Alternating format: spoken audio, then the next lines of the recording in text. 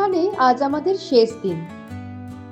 শেষবারের মতো ভুটানের সৌন্দর্য দুচোখ ভরে দেখলাম আর ফুসফুস ভরে নিলাম বিশুদ্ধ অক্সিজেন। তারপর পারো শহরকে বিদায় জানিয়ে বেরিয়ে পড়লাম ফুটসোলিং এর উদ্দেশ্যে। আঁকাবাঁকা পাহাড়ি পথ পেরিয়ে দুপুর 2টোয় আমরা ফুটসোলিং পৌঁছালাম।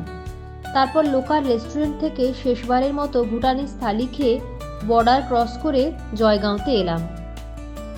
আর সাথে সাথেই চারদিকে আবর্জনা স্তূপ দেখে মনটা খারাপ হয়ে গেল। এত ছোট দেশ হয়ে ভুটান যা পেরেছে, আমরা কি পারি না দেশটাকে একটু পরিষ্কার পরিচ্ছন্ন রাখতে? এরপর হাসিমারা স্টেশনে এসে ফুচকা খেয়ে ট্রেনে চেপে বাড়ির জন্য রওনা হলাম। বিস্তারিত বিবরণ আর ভুটানের অন্যান্য ভ্রমণ কাহিনীর জন্য আমাদের পেজটা ফলো করুন।